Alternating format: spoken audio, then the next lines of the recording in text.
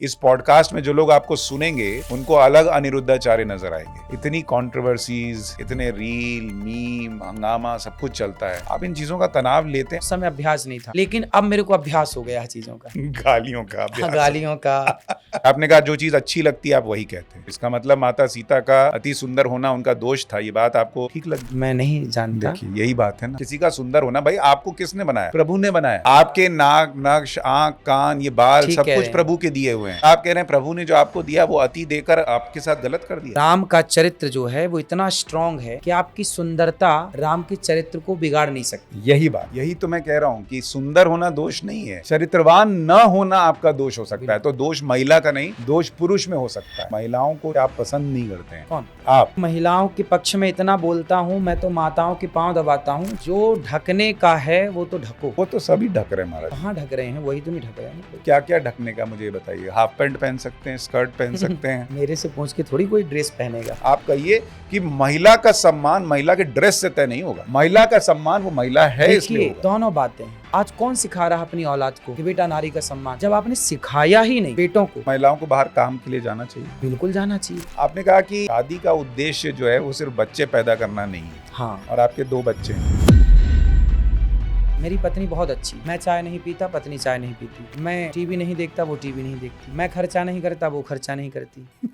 मैं नहीं घूमता, वो नहीं घूमती। जाओ तुम अपने बाप के पास, तुम्हारा कुछ भी नहीं है यहाँ, ये तुम्हारे बाप का घर है क्या? वाह, जिस नारी ने आपके लिए इतना त्याग किया, आपने जरा देर लगाई और सब कुछ कह दिया। आप तो कह के भूल जाएंगे, क्या वो भूल पाएगी? नारी की इज्जत करने की बातें तो सब करते हैं, पर नारी की इज्जत करना सबके बस का भी तो नहीं भैया। मुझे ऐसा लग रहा है आपको सुन के कि आप 5 बॉल ठीक फेंकते, छठा वाइड फेंक देते हैं और चर्चा वाइड बॉल की होती है। बिस्कुट का किया, बिस्किट। भाई ऐसा संधि विच्छेद होने लगा तो लोग कहेंगे कि विश्व गुरु को विश्व वाला गुरु। गर्लफ्रेंड जो है वो गल करने वाली फ्रेंड हो गई। आप भी तो पाठशाला चलाते हैं, सीधी बातें कौन सुनता है? थोड़ा टेढ़ा करके बोलना है तब सुनेंगे लोग। शरीर पे फेस पे मुल्तानी मिट्टी और गोबर। अभी मैं जाऊंगा तो भेजूंगा आपको गोबर से। मैं अरे भाई गोबर लगाते हैं आप चेहरे पे? गोबर, हाँ, गोबर से धुलता हूँ, देसी गाय का, शुद्ध देसी गाय का गोबर। मुझे ये बताइए, आपने कभी कोई हिंसा की है, कोई मारपीट, कभी कुछ? तो मैंने उसकी पीठ में एक थप्पड़ जमाया, चट।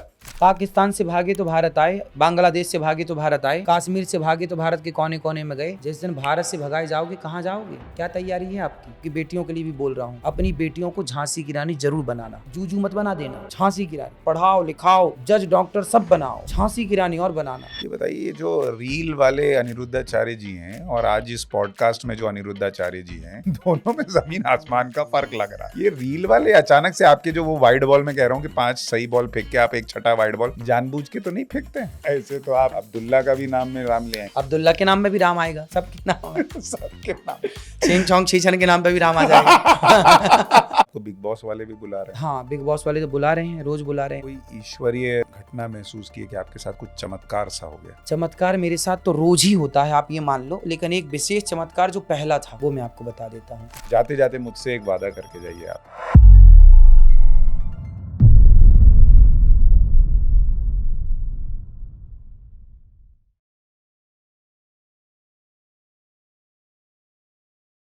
नमस्कार, हमारे इस खास show top angle with Sushant Sinha में आपका बहुत बहुत स्वागत है। टॉप एंगल, जहां हमारा प्रयास किसी भी विषय को थोड़ा टॉप एंगल पर जाकर देखना, ताकि आप चीज़ों को समग्र तौर पर, वृहद तौर पर देख पाएं और अमूमन जो चीज़ें नज़र नहीं आती हैं वो भी दिखें।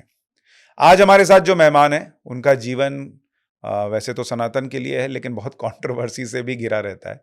तो उनके जीवन को और उनकी जो सोच है सनातन को लेकर, उसको आज टॉप एंगल से देखेंगे। हमारे साथ अनिरुद्धाचार्य जी महाराज मौजूद हैं। महाराज जी, बहुत स्वागत है आपका। धन्यवाद धन्यवाद। कैसे हैं आप? एकदम कृपा है। एकदम कृपा है। मेरी तो नहीं होगी, किसकी है? भगवान की। अच्छा ये बताइए महाराज जी, आपको आप अपने आप को जब देखते हैं, इतनी कंट्रोवर्सीज, इतने रील, मीम, हंगामा सब कुछ चलता है, आप इन चीज़ों का तनाव लेते हैं? आपको लगता है कि मैं सही जा रहा हूँ, गलत जा रहा हूँ, क्या कर रहा हूँ? मैं बिल्कुल परेशान नहीं होता इन विषयों को लेकर, क्योंकि हमें पता है कि आज नहीं तो कल ये लोग समझ पाएंगे हमारी बातों को। क्योंकि हमारी जो बातें होती हैं, अधिकाधिक बातें समाज के उत्थान और कल्याण के लिए और समाज के लिए एक नई दिशा देने वाली होती हैं। जैसे एक माँ बच्चे से बोलती है ना, बेटा मोबाइल मत चलाओ, तो बच्चा बोलता है नहीं मैं चलाऊंगा, मेरी माँ गलत कह रही है। उस बच्चे को अभी नहीं पता, उसे तो लग रहा माँ गलत है, लेकिन माँ सही होती है, वो बच्चा ही गलत होता है। ऐसे ही है, बहुत लोगों ने मीम्स बनाई, बहुत सारे लोगों ने गालियाँ दी, लेकिन जब उन्होंने देखा कि भाई गौरी गोपाल आश्रम में ये बंदा सेवा करता है, बच्चे पढ़ते हैं 150 बच्चे, और गाय हैं और वृद्ध माओं की सेवा, और कोई भी जा रहा है भोजन मिल रहा है, तो उनको लगा नहीं, हम जैसी गाली दे रहे हैं वो तो सेवा में लगा है। तो फिर लोगों को बात समझ में आई। अब जैसे हमने कहा कि बिस्किट, तो लोगों को लगा कि क्या कह रहे हो, बिस्किट तो सब खा रहे हैं आजकल, चाय बिस्किट। हमने कहा मत खाओ, ये बिस्किट है। लेकिन बाद में 80 से अधिक बच्चे महाराष्ट्र में बीमार पड़ गए बिस्किट खा के। तब लोगों को लगा नहीं, बात तो ठीक थी कि इसमें हेल्दी तो कुछ भी नहीं है। तो देर से, भारत में ऐसे ही है ना, थोड़ा देर से समझ में आती हैं चीज़ें, पर आती ज़रूर हैं। महाराज जी, मैं आपकी कंट्रोवर्सीज पे बाद में आऊंगा, क्योंकि मैंने ऐसा महसूस किया कि जितने लोग भी आपको पॉडकास्ट और इंटरव्यूज के लिए बुलाते हैं, उनमें से ज़्यादातर लोग जो है वो इस प्रयास में रहते हैं कि कैसे आपको थोड़ा ग्रिल किया जाए और थोड़ा आपकी बेइज्जती भी की जाए, थोड़ा आपको जो है नीचा दिखाया जाए, ये भी प्रयास है। मैं क्लियर कर दूं, मेरा प्रयास ये नहीं है। मैं चाहता हूं कि जो कंट्रोवर्सीज हैं उन पर आपके जवाब स्पष्ट तौर पर आए, बिल्कुल। ताकि लोगों को पता चले कि आप कहाँ गलत हैं, सही हैं। गलत हैं तो आप माने, नहीं है तो फिर पब्लिक समझ जाएगी। लेकिन सबसे पहले उन कंट्रोवर्सीज से आने से भी पहले लोगों को ये तो पता चले कि अनिरुद्धाचार्य हैं कौन। मतलब आप कथावाचक बने कैसे, आपका जीवन कहाँ से शुरू हुआ, एकदम से शुरू से ऐसा ही था, क्या टर्न अराउंड हुआ जीवन में, आप इस तरह से कथा सुनाने कैसे लगे?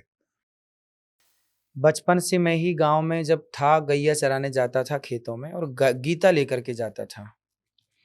मेरे पिताजी बचपन से ही, जब मैं होश संभाला तो हमारे पिताजी एक मंदिर के पुजारी थे, तो पूजा करते थे। तो पूजा करना मतलब हम गांव में सत्यनारायण भगवान की कथा सुनाने लोगों के यहाँ जाते थे, तो बचपन से ही। तो जब मैं सत्यनारायण भगवान की कथा सुनाता था तो लोग कहते थे कि आप अच्छी कथा सुनाते हैं। फिर मेरे गांव में एक पंडित जी आए भागवत सुनाने, तो मैं वहाँ पे माला लेके जाप करने बैठा। तो मेरी माँ ने प्रणाम करते हुए संत जी से कहा कि महाराज ऐसा आशीर्वाद दो कि मेरा बच्चा भी कथा आपकी तरह सुनाए। तब मैंने सुन लिया कि मेरी माँ कह रही है, तब मुझे लगा शायद मेरी माँ की इच्छा है कि मैं कथा सुनाऊं। तो मैंने कहा चलो माँ की इच्छा पूरी करते हैं। तो माँ की इच्छा थी, माँ का सपना था कि मेरा बेटा कथा सुनाए, तो ये दास कथा सुनाने में लगा है। तो आपको माँ से बहुत प्रेम है।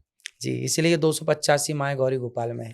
मुझे मेरी अपनी माँ से पेट नहीं भरता, तो और माँओं की सेवा करने का मेरा मन होता है। तो भगवान ने आज 285 माँओं की सेवा गौरी गोपाल में, जो बेटे अपने माँ को घर से निकाल देते हैं, फुटपाथ पे पड़ी माँओं को उठा के मैं ले आता हूँ।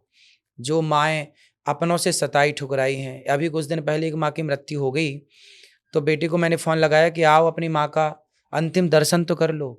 बेटे ने मना कर दिया, बोले हमारे पास टाइम नहीं है। तो माँ का अंतिम संस्कार, कंधा देना, ये सारा प्रोसेस वहीं हुआ। 13वीं भी दास अनिरुद्ध ने की। तो ये सारी चीज़ें होती हैं। 285 माएँ हैं, कोई ना कोई बीमार रोज रहती हैं, हॉस्पिटल खर्चा सब कुछ निःशुल्क है।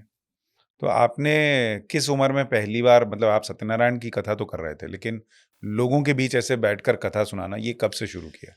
मैं गाँव में मंदिर में ना, सब लोग बुजुर्ग लोग बैठ जाते थे, मैं सबको पहले से पहले ऐसी बातें सुनाता था अच्छी-अच्छी जो भी था। फिर मैं पढ़ने आया 17 जुलाई 2006। 2006 में मेरा जन्मभूमि जबलपुर मध्य प्रदेश, एक गाँव है रेौंझा, वहाँ की मेरी भूमि है जन्मभूमि। फिर मैं पढ़ने आया वृंदावन 2006, 17 जुलाई। फिर 2006 में जब पढ़ा तो 7 में मैंने पहली बार अपने गाँव के लोगों को कथा सुनाई कि भाई चेक करो, मैं पढ़ के आया हूँ, तो सुनो क्या पढ़ के आया हूँ। फिर 2008 में भी मैंने गाँव में कथा सुनाई। फिर 2009 से फिर मैं बाहर कथा करने गया, तो कहीं साल में 1-2 कथाएँ होती थीं, फिर साल में 2-4 होने लगी। फिर 2010 से फिर साल में 10, फिर 12 तक आते-आते तो साल में 12 महीने कथाओं में ही हम रहने लग गए। तो आपको याद है कि आपकी पहली कथा जो कि बहुत कंट्रोवर्शियल हुई और जिसके रील और मीम बने, वो कौन-सी थी? कौन-सा ऐसा बयान था जिस पे सबसे ज़्यादा हंगामा हुआ? और वो चूँकि पहला रहा होगा तो आपको भी लगा होगा यार ये क्या हो गया? सबसे बड़ा तो देखिए वही था, अभी कुछ वर्ष पहले मैंने चाणक्य की एक बात कही थी कि अति रूपेण वही सीता, अति गर्वेण रावणा। अति ना हो किसी चीज़ की, तो सुंदरता लोगों ने पकड़ी कि आपने तो कह दिया कि नारियों का सुंदर होना दोष है, ऐसा लोगों ने पकड़ा। जबकि वो बात ये नहीं थी, वो तो चाणक्य का मैंने एक भाव रखा, चाणक्य की बात रखी, जो कि चाणक्य नीति में श्लोक लिखा है वहाँ चाणक्य कह रहे हैं कि हर चीज की अच्छी नहीं है, अति सर्वत्र वर्जयेत।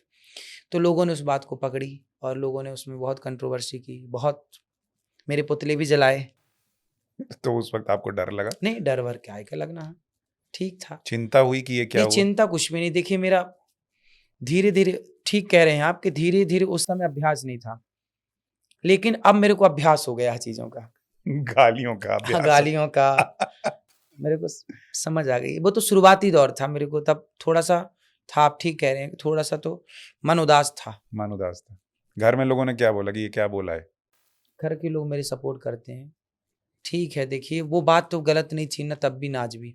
वो तो मैंने चाणक्य की एक बात रखी, भाई मैंने आपकी एक बात कह दी, कोई भी हमारे देश में तो देखो मुंशी प्रेमचंद्र भी हैं, मैं तो गोदान भी पढ़ता हूँ, गबन भी पढ़ता हूँ। अब मैंने एक कहानी पढ़ी मुंशी प्रेमचंद्र जी की, पंच परमेश्वर, तो मैं तो उसकी भी बात सुनाता हूँ। पंच परमेश्वर, अलगू चौधरी, जुम्मन शेख, खाला जान, मुस्का कहानी में जब पात्र हैं ये, तो मुझे जो अच्छी लगती है बात वो मैं रखता हूँ। जब पढ़ता हूँ तो रखता हूँ, पढ़ूंगा ही नहीं तो कैसे रखूंगा। नहीं, लेकिन महाराज जी, आप जब बात रख रहे हैं और आप कह रहे हैं कि जो बात आपको अच्छी लगती है वो आप रखते हैं, इसका मतलब आपको चाणक्य की बात अच्छी लगी, और चाणक्य की बात अच्छी लगी, और जब आपने अति सुंदर होने को भी दोष मान लिया और माता सीता का भी जिक्र कर दिया तो हंगामा हुआ। इसका मतलब आप उस बात को ठीक मान रहे थे, क्योंकि आपने कहा जो चीज़ अच्छी लगती है आप वही कहते हैं, तो इसका मतलब माता सीता का अति सुंदर होना उनका दोष था, ये बात आपको ठीक लगी? इसके लिए एक मैं गीत सुना देता हूँ आपको। जो मैंने कहा ना उसके पहले से एक गीत बाजार में था, अति कभी ना करना बंदे, इति तेरी हो जाएगी, बिन पंखों के पक्षी जैसी गति तेरी हो जाएगी। अति सुंदर थी सीता मैया, ये मेरे कहने के पहले गीत था, बाजार में किसी ने लिखा और गाया और था यूट्यूब पे। अति सुंदर थी सीता मैया, जिसके कारण हरण हुआ, अति अभिमानी था वो रावण, जिसके कारण मरण हुआ। अति कभी ना करना बंदे, इति तेरी हो जाएगी, बिन पंखों के पक्षी जैसी गति तेरी हो जाएगी। तो अति की ये बात गीत है। किसने गाया? ये गीत यूट्यूब पे था, मैं वो बहुत पहले से है, मेरे इस बात को कहने से नहीं, लेकिन सालों पहले। सिंगर कौन है?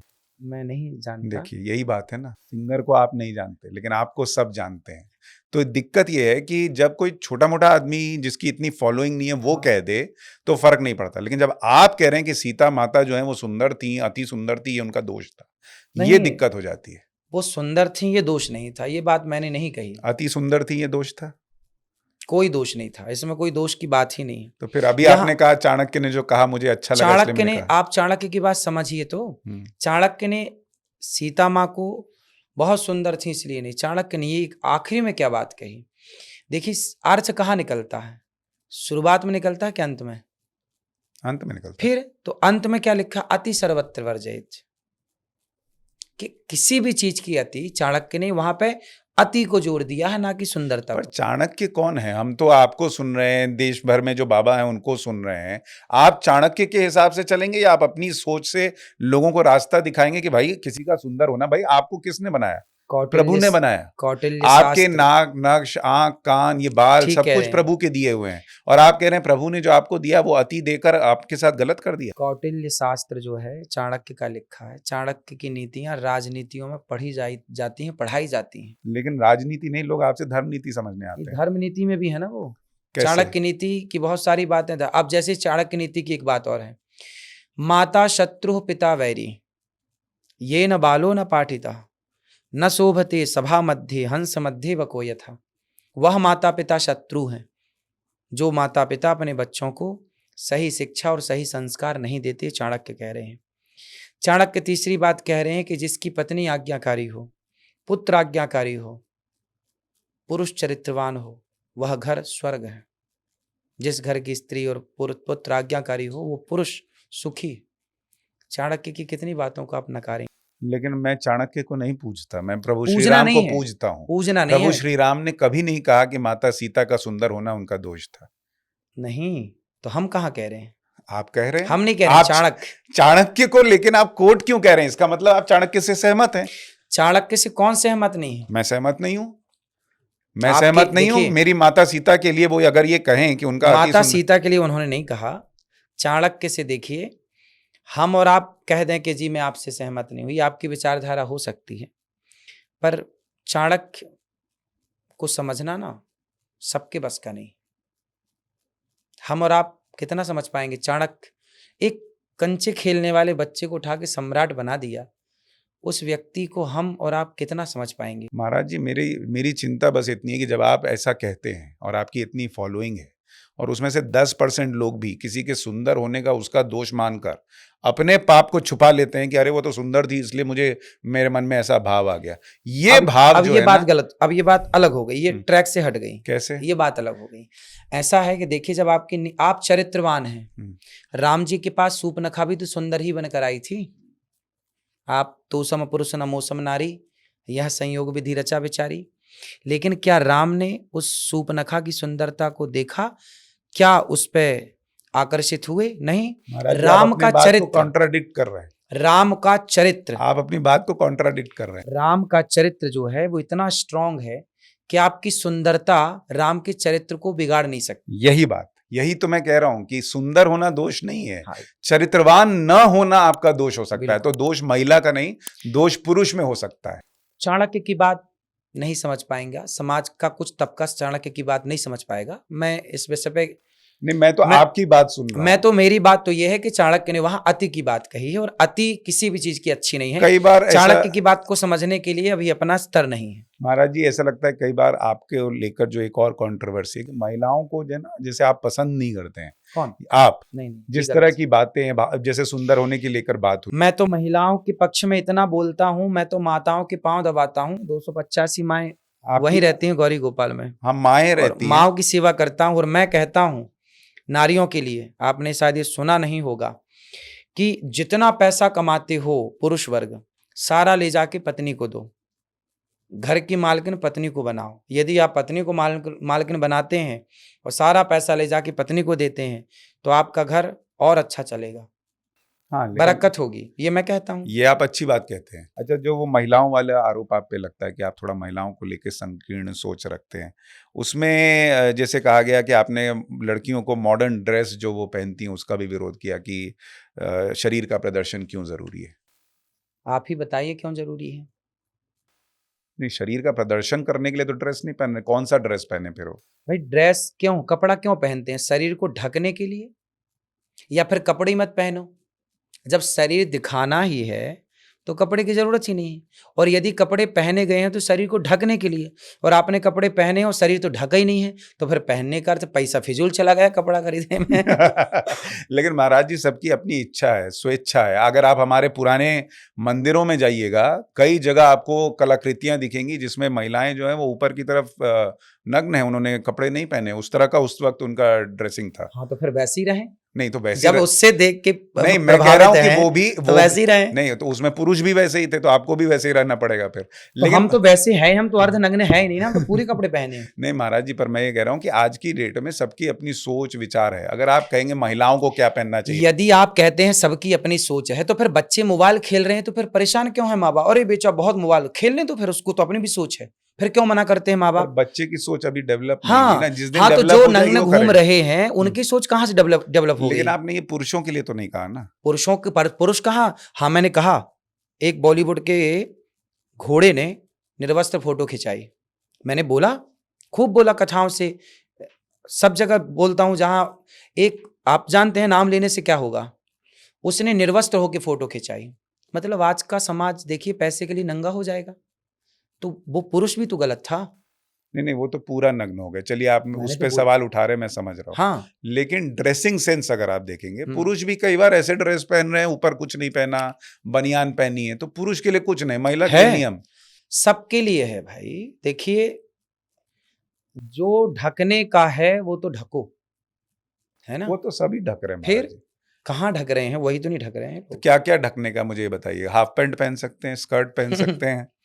मेरे से पूछ के थोड़ी कोई ड्रेस पहनेगा। तो लेकिन आप समझा तो रहे हैं। हमारा तो धर्म है समझाना। फिर अब माँ बाप का धर्म है कि बेटा मोबाइल मत खेलना, गलत है, बेटा वहां मत जाना, गलत है। वो जाए, हर माँ बाप कहते हैं बेटा ये काम गलत है, पर बच्चे करते हैं तो फिर माँ बाप क्या करे? ठीक है नहीं भैया। महाराज जी, पर उसमें सेंस ये जाता है ना कि वो लड़की को आप एक तरह से टारगेट कर रहे हैं, और जो लड़का छेड़ रहा है उसको ये जाएगा कि देखो कपड़ा छोटा पहनिए, महाराज जी तो कही रहते इसी का दोष है। देखो छेड़ने वो प्रश्न अलग हो जाएगा, वो अर्थ अलग हो जाएगा। यहाँ कपड़ा हम लोग तो समाज में ये देखते हैं कि कपड़े को शरीर ढकने के लिए पहना जाता है, और जिस कपड़े से शरीर प्रदर्शित हो वो कपड़ा फिर कैसा है? इसलिए ढको, शरीर को ढकना अच्छा है। नहीं महाराज जी, समझदारी। फिर ऐसे तो फिर दूसरे धर्म में लोग बुर्का तक पहना देते हैं कि कुछ मत नहीं, दिखाओ। वो नहीं, जितना है, जैसे माता सीता ने रामायण में आपने देखा है, वो कपड़ा तो वो पहनी है ना माता सीता ने, भगवान राम ने भी कपड़े पहने हैं।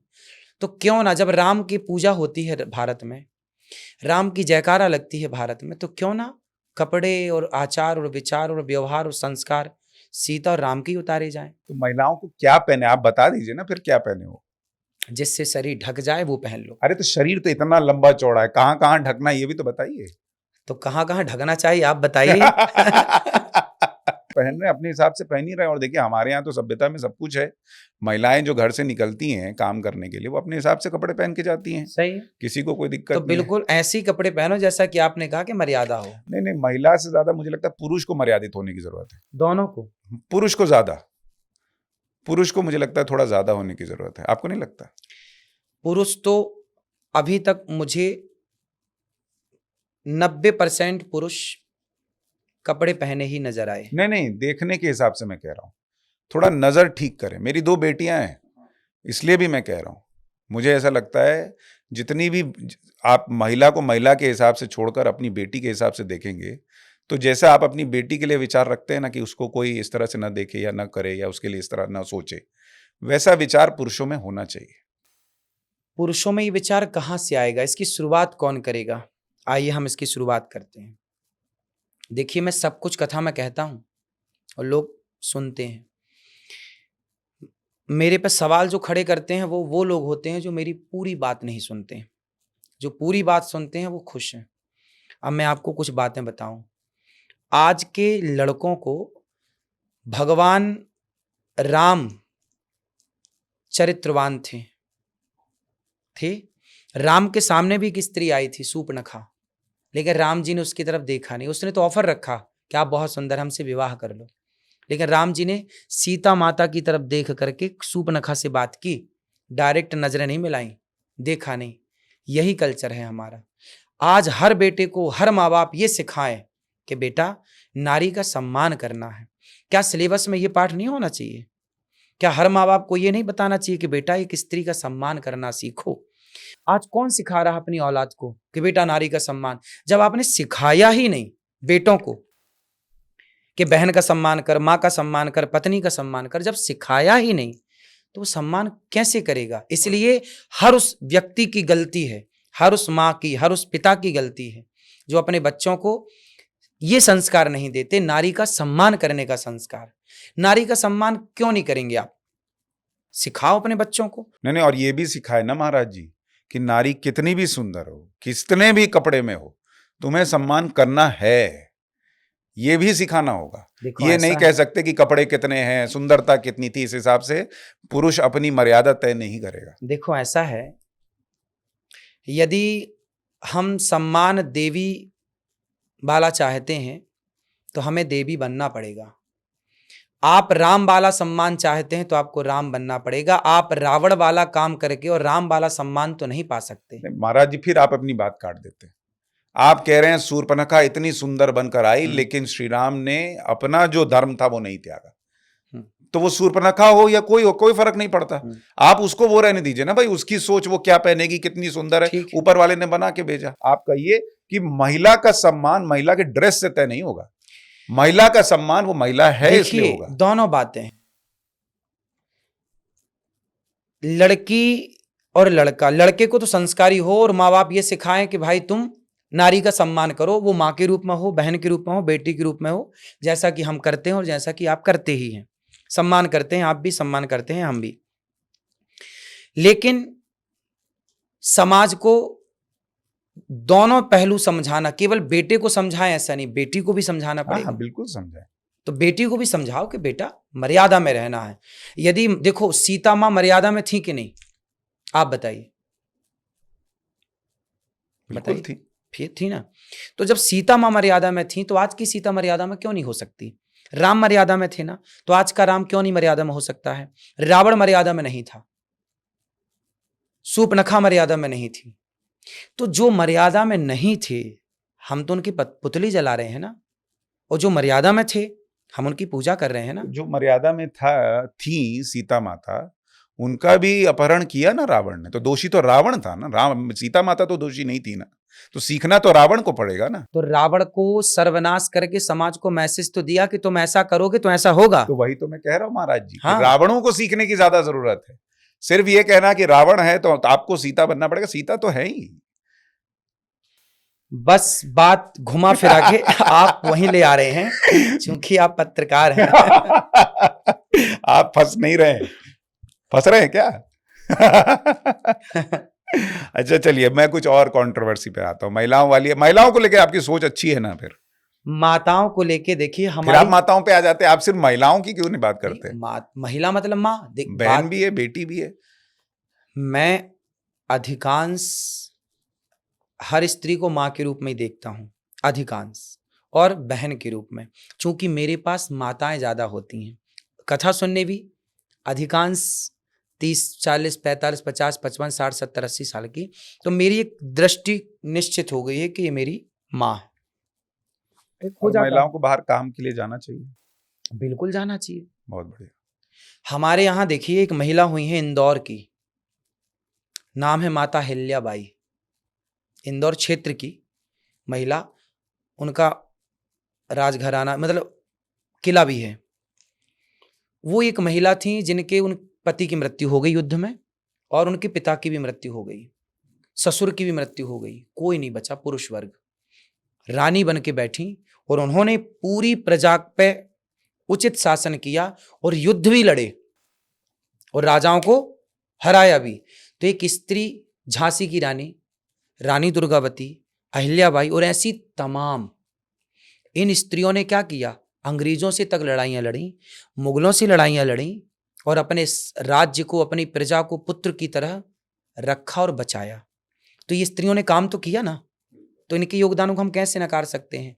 काम करना है, जहां काम की जरूरत है वहां तो काम करिए, पर जहां काम की जरूरत नहीं है, जैसे सिंपल फंडा है मेरा गांव का, कि लड़का खड़ा है और लड़की खड़ी है, मतलब भाई बहन खड़े हैं, और बाल्टी उठानी है 10 किलो की या 15 किलो की पानी से भरी, तो उस समय भाई उठाएगा बाल्टी। ए बहन तू नहीं उठाएगी, तू बहन है, मैं हूं। जब भाई है तो बहन क्यों उठाएगी?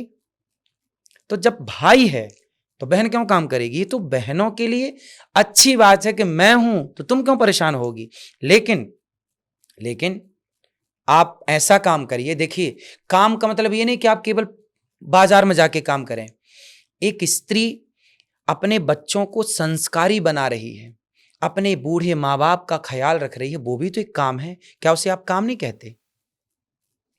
नहीं काम कहते क्या? तो समाज के रिश्ते निभाना, पुरुष वर्ग रिश्ते नहीं निभा पाता। शादी ब्याह में कई बार पुरुष नहीं जा पाता, महिलाओं से हो जा, चलो हम नहीं जा पर तुम चली जाना। तो क्या ये काम नहीं है? रिश्ते निभाना, व्यवहार निभाना, माँ बाप की सेवा करना, बच्चों को पाल पोस के संस्कारवान बनाना, ये ऑफिस जाना। तो स्त्रियां केवल ऑफिस जाके काम करें, स्त्रियां केवल वहां जाके काम करें, वो भी काम करें, यदि आवश्यकता है तो बिल्कुल काम करें। सेना, यदि जरूरत पड़े तो देश के लिए लड़ जाओ और मर जाओ, ये भी काम है, करो। लेकिन इसे भी काम कहना है कि सास ससुर की सेवा करना भी एक काम है, बूढ़े को रोटी देना भी एक काम है, और घर को चलाना एक काम है कि नहीं? नहीं, वो तो है, बिल्कुल तो है। मैंने तो यही कहा कि भाई जब लड़का है, हाँ। पुरुष है, तो पुरुष काम करेगा। नहीं है, आप मजबूर हैं, कोई दिक्कत है तो फिर आप काम करिए। हमारी रानियां तो, हमारी स्त्रियां तो युद्ध लड़ी हैं और मारी हैं, जीती हैं, इतिहास साक्षी है। तो मतलब जब पुरुष है तब महिलाएं ऑफिस ना जाएं? जाएं, आवश्यकता है तो बिल्कुल जाएं। तो आवश्यकता तो है ही, आजकल हाँ, तो सब फिर पैसा जाएं। कमाना चाहते हैं, तो सबको जाएं, ही अपना जीवन आवश्यकता जीना। है तो जाएं। बहुत बढ़िया। भाई मैं अपनी पत्नी से नहीं कहता कि तुम ऑफिस जाओ, वो बिना ऑफिस गए वो सारा मैनेज करती है। मेरे से ज़्यादा काम मेरी पत्नी करती है। मैं बाहर का काम करता हूँ तो वो अंदर का करती है, घर का करती है। घर का मीन्स संस्था, गौरी गोपाल संस्था है, हज़ारों लोग भोजन कर रहे हैं, 200-150 बच्चे हैं, वृद्ध माओं की सेवा हो रही है, तो वही तो मैनेज करती है कि माओं को दवाई मिली कि नहीं, टाइम से, समय से माओं की सेवा हो रही है कि नहीं, और स्टाफ 300 लोग काम करते हैं गौरी गोपाल में, स्टाफ समय से आ रहा है कि नहीं, काम कर रहा है, ये भी तो एक मैनेज है, ये भी तो और काम। ये उनकी इच्छा है, उनकी इच्छा जब बाहर काम करने की हो वो भी करें, जब घर में काम करने की इच्छा है वो करें। आपने कहा कि शादी का उद्देश्य जो है वो सिर्फ बच्चे पैदा करना नहीं है, हाँ, और आपके 2 बच्चे हैं, तो उद्देश्य शादी का क्या है? देखो हम लोग पूरा कर रहे हैं उस उद्देश्य को। हम लोग गृहस्थ में हैं और गृहस्थ में रह के उद्देश्य बच्चे पैदा करना नहीं, बच्चे तो हो ही जाएंगे, सेवा, मानव जाति की सेवा। हम लोग गृहस्थ में रह के ही सब काम कर रहे हैं। गृहस्थ में रह के ही 1000 साधु जो फुटपाथ पे संत सोते हैं, सबको गौरी गोपाल में भोजन मिलता है। हमारे यहाँ एक परंपरा थी, वेद वाक्य है कि अतिथि देवो भव, आपने सुना होगा। हमारे द्वार पर कोई आए और भूखा ना जाए, यही आप गृहस्थ हैं तो आपके द्वार से कोई भूखा ना जाए, तब तो आप गृहस्थ हैं। तो मैंने भी सोचा कि हम गृहस्थ हैं, पत्नी हमारी, हम गृहस्थ आश्रम में हैं, तो गौरी गोपाल से कोई भूखा नहीं जाना चाहिए। तो 30,000 लोगों को भोजन मिलता है। आपके द्वार पे आने वाले 2 लोग हैं, 4 लोग हैं, इस द्वार पे आने वाले तो हजारों हैं, सबको भोजन देना है। तो हम तो समाज में रहकर, गृहस्थ में रहकर सेवा कर रहे हैं। तो बच्चे पैदा करना उद्देश्य नहीं है, सेवा। और बच्चे भी पैदा किए तो उनको पढ़ा लिखा करके इसी सेवा में लगाने कि बेटा मानव जीवन मिला है, तुम्हें भी ये सेवा करना आपके है। बच्चे कितने बड़े हैं? 2 हैं, एक 5 साल का, एक 10 साल का लगभग। दोनों लड़के हैं? दोनों पुत्र हैं। अच्छा, वो लोग भी रील देख रहे हैं? हाँ, वो भी पढ़ते हैं, रील भी देखते हैं। देखते बिल्कुल। हैं। तो आप इतना कथा करते हैं, भ्रमण करते हैं, पत्नी को समय दे पाते हैं? देते हैं, समय देते हैं। देखो हम तो गौरी गोपाल में ही रहते हैं, बाहर कम। पहले हम बाहर 3-3 महीने बाहर रहते थे पहले, फिर अब गौरी गोपाल में ही रहते हैं, बाहर कम जाते हैं, क्योंकि अब आश्रम की जिम्मेदारी ज़्यादा है, माताएं हैं, सेवा है, तो वहाँ ज़्यादा देखना पड़ता है। तो हम वहीं रहते हैं, लेकिन वहाँ रह के भी समय कम दे पाते हैं पत्नी को, ये बात सही है। बच्चों को भी हम समय कम दे पाते हैं, क्योंकि दिन भर में पास उसी आश्रम में उसी जगह हूँ, लेकिन सुबह 8 बजे निकलता हूँ, कमरे में रात के 10 बजे 11 बजे पहुँचता हूँ। सुबह 8 बजे निकल जाता हूँ काम पे। काम पे मतलब अन्नदान करना है, गायों की सेवा करना है, ये काम देखना है, वो काम देखना है, भागवत सुनाना है, इनसे मिलना है, उनसे मिलना है। ये करते रात के 10 बज जाता है, कई बार 11। तो फिर जब लौटते हैं अभी भी देखो मैं 12 बजे आपके पास बैठा हूँ। रात के 12 बज रहे हैं, रात के 12 बजे। तो पत्नी जी आपको कुछ सुनाती हैं? अभी देखो मैं 12 बजे आपके पास बैठा हूँ, वृंदावन जाते जाते मुझे 3 बज जाएगा, 3:30, 4 मान लो, 4 बज जाएगा। मैं जाके सीधा स्नान करूँगा और फिर सुबह की रूटीन में मैं लग जाऊँगा। रात नहीं सोना है, क्योंकि सुबह हो गई तो मतलब सुबह स्टार्ट हो गई। अब सुबह ये थोड़ी कि रात को नहीं सोए तो दिन में सो लें, हम दिन में नहीं सोते। तो ये है दिनचर्या। कई बार ऐसा होता है, तो आप सोते ही नहीं है फिर? रात को सोते हैं जब, नहीं, मतलब जैसे ऐसा हो गया तो अब आप सोएंगे अब नहीं? सोएंगे नहीं, अब सीधे जाके काम पे लगेंगे। सीधे जाके अब स्नान का टाइम हो जाएगा, स्नान करेंगे। नहीं, तो ये सब जब आप समय नहीं दे पा रहे हैं तो पत्नी जी से सुनना पड़ता है कि आप समय नहीं देते हो? नहीं, वो समझती है। यही तो है विचारों का मिलना। यदि आपकी पत्नी आपके विचारों से मिल गई और आप उसके विचार से, मेरी पत्नी बहुत अच्छी है। मैं चाय नहीं पीता, पत्नी चाय नहीं पीती। मैं टीवी नहीं देखता, वो टीवी नहीं देखती।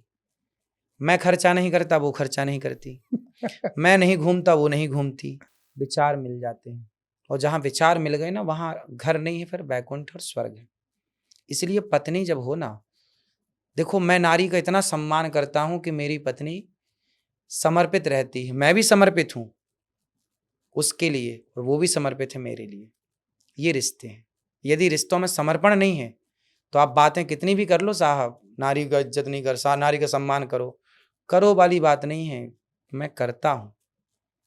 एक अच्छा पति कौन है, एक अच्छी पत्नी कौन है? एक अच्छी पत्नी वो है जो पति में समर्पित हो, और एक अच्छा पति वो है जो पत्नी में समर्पित हो। जब समर्पण आएगा ना, विचार मिल जाएंगे, तो आप जीवन में कुछ पाएंगे। नहीं तो यूं तो चिक चिक करती जिंदगी गुजर ही रही है। वो समर्पण कैसे आएगा?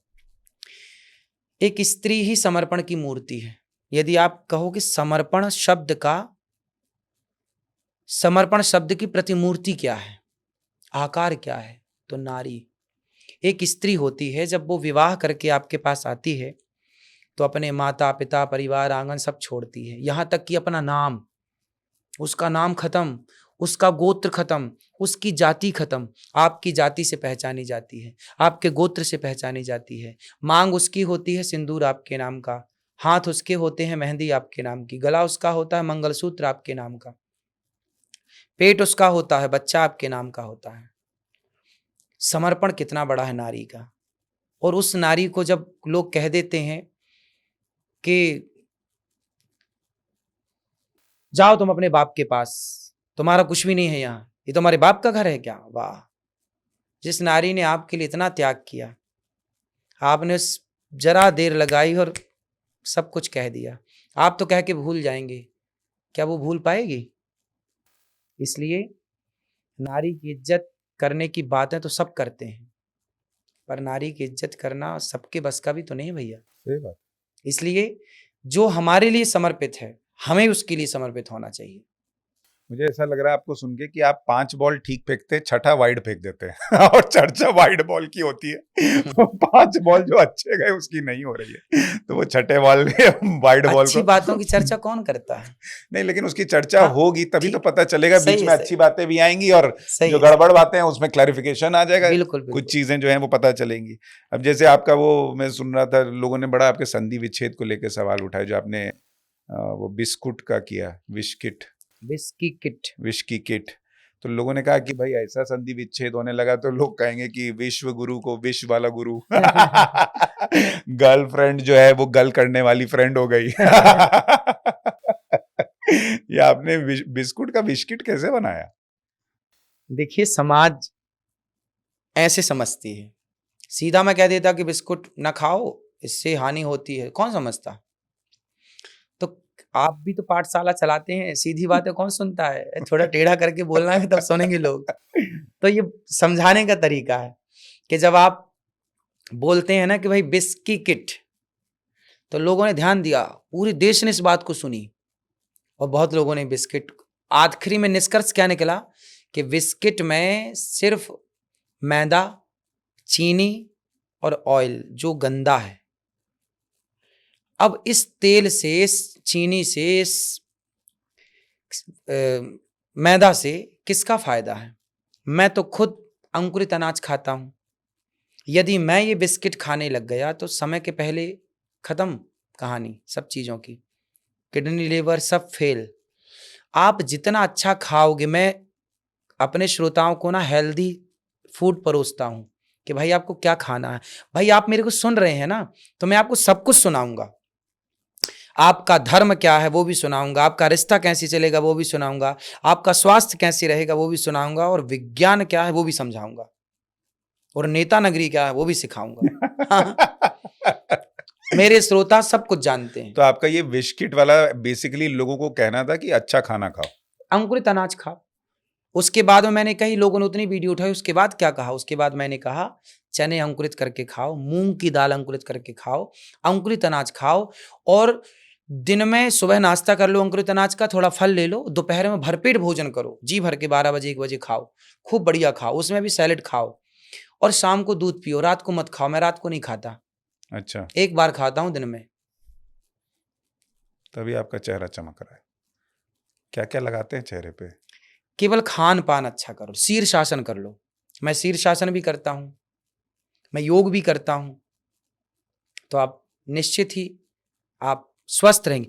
देखिए, आप चमकेंगे नहीं वो अलग विषय, लेकिन आपका किडनी लीवर जो है, आपका स्वास्थ्य जो है, आपकी आयु लंबी होगी। नहीं, किडनी लिवर अच्छा होगा तो अपने आप चमक आ जाती है, तो वो बस तो है ही। खान पान बेस्ट हो। हम जितना खाते हैं उसमें आधा हमें भोजन कच्चा करना चाहिए, कच्चा पका हुआ नहीं। एक होता है उबला हुआ, एक होता है तला हुआ, एक होता है भुंजा हुआ। आप बताओ कौन सा बेस्ट है? 3 प्रकार का होता है। देखिए, हम लोग तो पत्रकार लोग जो जीवन जी रहे हैं इतना नहीं कर पाएंगे, क्योंकि इधर उधर दौड़ते रहते हैं, हर जगह उबला खाना नहीं मिलता है, अंकुरित नहीं मिल पाता है। अंकुरित तो आप टिफिन में पैक करके ले जा सकते अरे लेकिन अभी देखिए, रात में 12 बजे आपका पॉडकास्ट कर रहे हैं, कहाँ से लेकर आते? हैं। तो आप खा के आते ना। तो ये समस्या रहती है। जैसे मैं अब आज की नींद को खत्म कर दिया, आज नहीं सोऊंगा, ऐसे जब लेट हो गए तो आज मत खाओ, आज का व्रत। कुछ तो बलिदान देना पड़ेगा ना, तब जाके शरीर ठीक होगा। आपके बाल भी बड़े सुंदर हैं। आप शैम्पू लगाते हैं, क्या करते हैं? मिट्टी से धोते हैं? मिट्टी से धुलता कौन हूँ। सी मिट्टी? नॉर्मल मिट्टी? ये मिलती है मुल्तानी मिट्टी। मुल्तानी मेरे गांव में भी बहुत अच्छी मिट्टी है, काली मिट्टी, मैं उससे भी धुलता हूँ बाल। हमारे गांव की नेचुरल माटी है। इधर हमारे यहाँ तो पानी इतना खराब है, सब उड़े जा रहा है। हाँ हाँ। पहले हमारे भी ठीक थे, धीरे धीरे जा रहे हैं। और साबुन कौन सा लगाते हैं आप? साबुन नहीं लगाता, मैं मिट्टी से नहाता हूँ, मुल्तानी मिट्टी। फेस पे भी मुल्तानी मिट्टी, शरीर पे फेस पे मुल्तानी मिट्टी और गोबर। अभी मैं जाऊंगा तो भेजूंगा आपको, गोबर से मैं। अरे भाई, गोबर लगाते हैं आप चेहरे पे? गोबर, हाँ, गोबर से धुलता हूँ, देसी गाय का, शुद्ध देसी गाय का गोबर। हेल्दी है, मानो ना मानो, आजकल का समाज ना बिल्ली की पॉटी खूब पी रहा है। बिल्ली की पॉटी की कॉफी, वो अमीरों के चोचले हैं। आखिर पी तो रहे हैं ना बिल्ली की पॉटी की कॉफी, लेकिन गाय के गोबर से घृणा है। गाय का गोबर बेस्ट। नहीं, गाय के गोबर से घृणा नहीं है। कई लोग तो गौमूत्र पीते हैं और कई चीजों में इलाज के लिए भी इस्तेमाल करते हैं। लेकिन जब आप कहते हैं तो लोग पूछते हैं कि भाई कहीं और सुना नहीं, अचानक से आप कह रहे हैं कि गाय का गोबर जो है वो मुंह में साबुन की तरह लगा लो, तो ये लोगों को यकीन नहीं होता। नहीं, लोगों ने इसलिए नहीं सुना क्योंकि अब ये परंपराएं लुप्त होती चली जा रही हैं। पहले के ऋषि मुनि कैसे माटी से नहाते थे? आप आयुर्वेद में जाके देखेंगे तो आयुर्वेद में आपको, अब हमारे यहाँ पंचगव्य की एक विधा है, आपने सुना पंचगव्य? सनातन धर्म की रीढ़ की हड्डी है पंचगव्य। कोई भी यज्ञ आप करेंगे कभी तो पहले आपको पंचगव्य पीना ही पड़ेगा, उसके बिना आप यज्ञ के अधिकारी नहीं होते।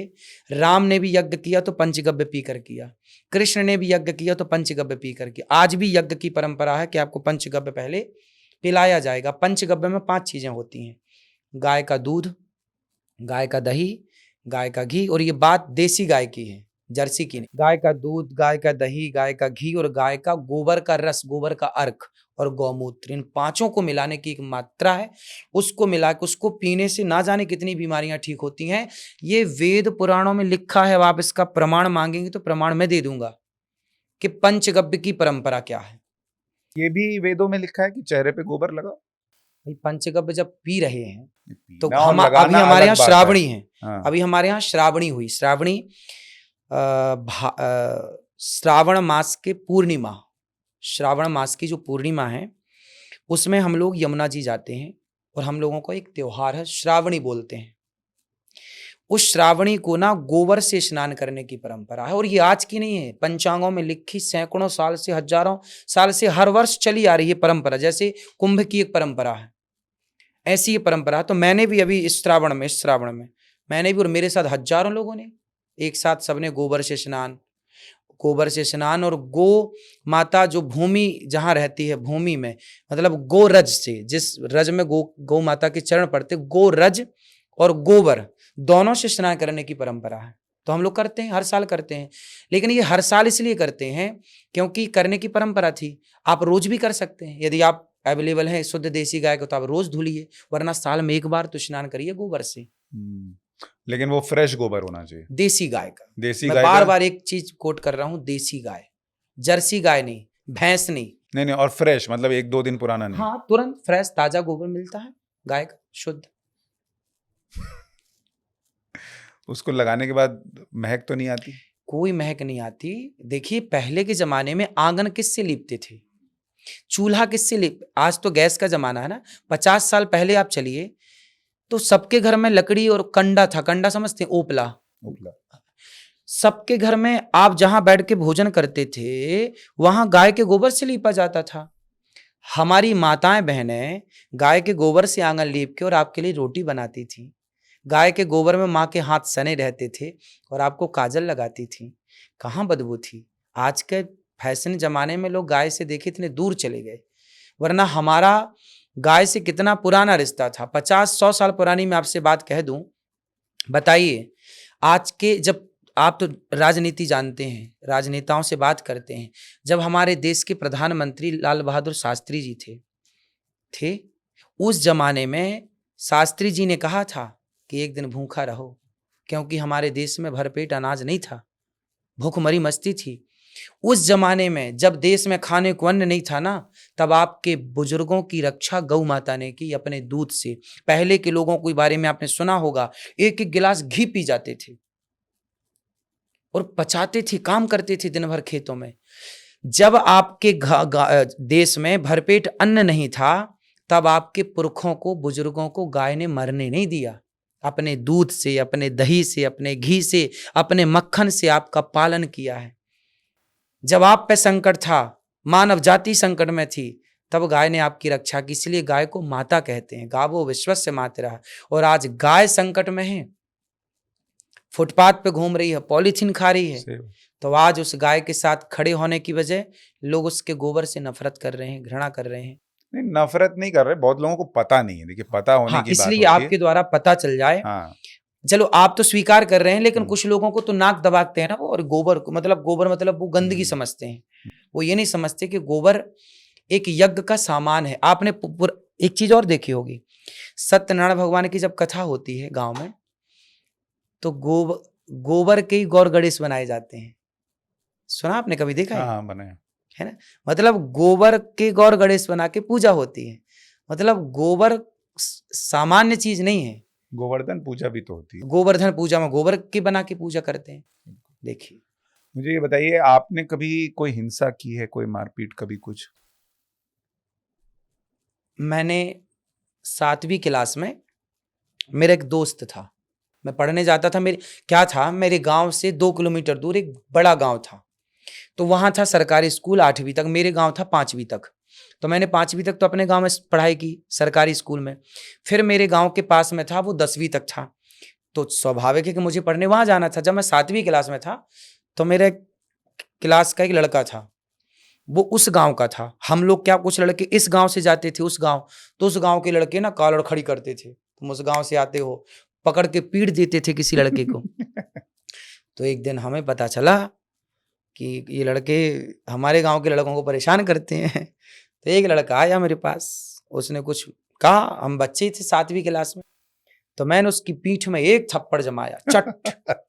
तो प्रिंसिपल तक आवाज चली गई, चट की। मास्टर जी बाहर आए, क्या हुआ? वो रोने लग गया, बोले देखो देखो इसने मारा। यहाँ मेरे को कहा, तुमने मारा? जी सर मारा। चलो मुर्गा बन जाओ। एक पीरियड तक, आधा घंटा तक मैं मुर्गा बना रहा। बस वो मेरा मारना था। एक बार मारा मैंने उसको, तो फिर वो सुधर गया। फिर मेरे गांव के लड़कों को छेड़ते नहीं थे। पहले ये था ना कि इस गांव के हो, हमारे जिस गांव के तो मारेंगे, और ये। हमने जब उसको एक बजाया तो वो सरेंडर हो गए सारे। फिर कोई दिक्कत नहीं, फिर आओ जाओ खेलो, कोई दिक्कत नहीं। तो ये आपकी इकलौती वायलेंस वाली घटना है, हाँ, थोड़ी बहुत, जो हाँ, बचपन में आपने एक बार। इसीलिए आपसे किसी ने पूछा कि कोई अगर मारे तो क्या करना चाहिए, तो आपने कहा उसको 10 लगाओ। हाँ, तो ऐसे तो बड़ा कांड होगा फिर। नहीं कांड नहीं होगा। देखो, कश्मीर से भगाए गए ना, मुझे लगा कि भगाए गए, भागे क्यों? लड़ते ना, लड़ते, भागे क्यों? यहां कोई मेरे से लड़ेगा तो मैं भागूंगा थोड़ी, लड़ूंगा। एक ने 10 को मारा, लता जी ने गीत गाया है मेरे वतन के लोगों, उसमें ये लाइन आती है, एक ने 10 को मारा, फिर अपनी जान गवा दी, कह गए कि हम चलते हैं, खुश रहना देश के वीरों, अब हम तो सफर करते हैं। तो मारा तब देश आजाद हुआ, मार खाए इसलिए नहीं आजाद हुआ, मारना पड़ेगा। कहां जाओगे भाग के? पाकिस्तान से भागे तो भारत आए, बांग्लादेश से भागे तो भारत आए, कश्मीर से भागे तो भारत के कोने कोने में गए। जिस दिन भारत से भगाए जाओगे, कहां जाओगे? क्या तैयारी है आपकी? इसलिए भागना ना सीखो, लड़ना सीखो। अर्जुन तो भाग ही रहे थे, मैं नहीं करता महाभारत, मेरे सामने दादाजी खड़े हैं, पितामह खड़े हैं, फला फला खड़े। भगवान ने कहा क्यों? रणभूमि है ये, यहां युद्ध करना धर्म है, लड़। कर्मण्येवाधिकारस्ते मा फलेषु कदाचन, लड़। तेरा धर्म क्या है? युद्ध करना। सुनो, अभी मेरा धर्म है आपके प्रश्नों का उत्तर देना। व्यास गद्दी में बैठता हूं, मेरा धर्म हो जाता है भक्तों को कथा सुनाना।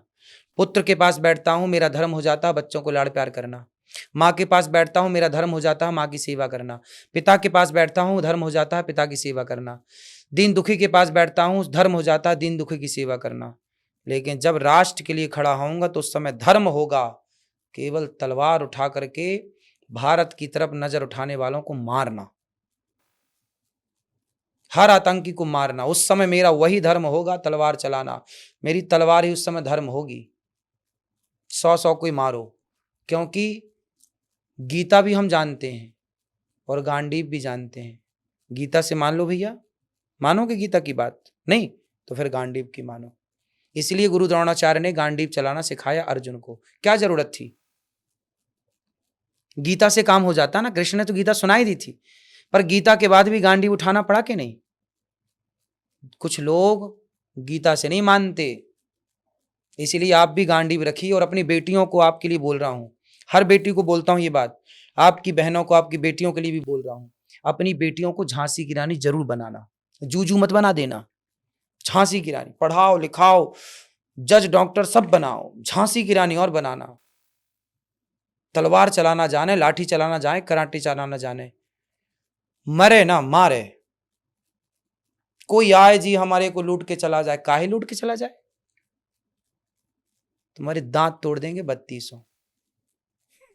लोग आज आपको सुनेंगे तो कहेंगे ये वायरल बाबा नहीं है, ये तो बड़ा हिंसक बाबा है, एकदम सिखा रहे हैं हिंसा करो, ऐसा करो वैसा करो। ये हिंसा आप बताइए, मैं तो आपकी रक्षा की बात कर रहा हूं भाई। मेरी बात मैंने गीता की भी तो बात करता हूं मैं भाई। मेरे सामने आतंकवादी होगा, बलात्कारी होगा। जब द्रौपदी की साड़ी उतर रही थी उस समय पितामह का क्या धर्म था? पकड़ते दुशासन को, मारते और मार डालते। उस समय दुशासन को मार डालना ही धर्म था। नहीं मारे पितामह तो बाणों की सैया पर लेटना पड़ा। एक को मारते ना तो लाखों लोग मरने से बच जाते। महाभारत ही नहीं होता। दुशासन को जरा विचार करिए, कल्पना करिए कि पितामह ने पकड़ के मारा होता दुशासन को, तो महाभारत होता? मार दिया होता दुर्योधन को पितामह ने। कैसे महाभारत? एक के मर जाने से। यदि शरीर का एक अंग खराब है और डॉक्टर बोल रहा है इसको जल्दी काट दो उंगली को वरना पॉइजन फैल रहा, तो उंगली को काट देना धर्म है कि नहीं? एक उंगली को काट देने से हाथ बच रहा है तो उंगली काट दो। एक हाथ को काट देने से शरीर बच रहा है तो हाथ को लोग कटवा देते हैं। एक व्यक्ति के त्याग देने से एक परिवार की रक्षा होती है तो उस व्यक्ति को त्याग देना चाहिए। एक परिवार को त्याग देने से एक शहर की रक्षा होती है तो उस परिवार को त्याग देना चाहिए। एक शहर को त्याग देने से एक राज्य की रक्षा होती है तो शहर का त्याग कर देना चाहिए। एक राज्य को त्यागने से एक राष्ट्र बचता है, एक देश बचता है तो उस राज्य का त्याग कर देना चाहिए। और एक देश को त्याग देने से संपूर्ण विश्व की रक्षा होती है तो उस देश को त्याग देना चाहिए। ये विदुर नीति है। आपके हिसाब से सेक्युलरिज्म क्या है? देखिए, भारत में ये सब शोभायमान नहीं है। हमारे यहाँ ना सेक्युलर की जरूरत नहीं है, धार्मिकता की जरूरत है। आज लोग कहते हैं ना जी धर्म नहीं जी, मैं धर्म नहीं मानता। लोग बहुत सारे कहते हैं जी मैं धर्म की बातें नहीं करता, मैं तो धर्म को नहीं मानता, सेक्युलर हूं, फटाफटा कुछ भी बोलते हैं लोग, है ना। बिना धर्म के आप रह ही नहीं सकते। जो लोग कहते हैं ना जी मैं सेक्युलर हूं, मैं धर्म को नहीं मानता, मैं नास्तिक हूं, लेफ्ट, है ना एक शब्द यूज होता है, एक और कुछ होता है वो मेरे को आ नहीं रहा, क्या होता है आप बताइए? कौन सा? सेक्युलर ऐसा कुछ है? सेक्युलर तो हम हाँ बोल ही रहे हाँ हैं। ठीक है, कुछ और मैं ठीक है, लिबरल। हाँ मैं लिबरल हूं, फटा हूं, फला हूं, ये सब क्या क्या आता है, इसकी जरूरत ही नहीं है। इस धरती पे कोई ये कहे कि मैं नास्तिक हूं, हो ही नहीं सकता। आपका काम धर्म के बिना चल सकता है क्या? जो लोग कहते हैं, आप तो पत्रकार हैं, जो आपसे ऐसी बातें करें, एक बार आप पूछ लीजिएगा। मैं आपको एक सवाल दे रहा हूं, पूछिए कि भाई साहब क्या आप धर्म के बिना रह सकते हो? कोई धरती पर धर्म के बिना नहीं रह सकता। कैसे? ये मेरी बहन है। देखिए, आप एक पत्नी के पति हैं, आप एक भाई भी होंगे और आप एक पुत्र भी होंगे, आप एक पिता भी हैं। जिस नजरिए से आप अपनी मां को देखते हैं, जिस नजरिए से आप अपनी बहन को देखते हैं, जिस नजरिए से आप अपनी पत्नी को देखते हैं, ये तीनों नजरिए अलग अलग हैं कि एक है? अलग अलग। क्या एक हो सकता है? नहीं। नहीं। किसने मना किया? किसने हाथ पकड़ा? धर्म ने। यही धर्म है। ये धर्म नाम की चीज आपके भीतर है, इसलिए आप कह रहे हैं कि ये पत्नी है, इससे कैसी बात करना है। ये माँ है, इससे कैसा व्यवहार करना, ये बहन है। माँ बहन बेटी में अंतर कौन कर रहा है?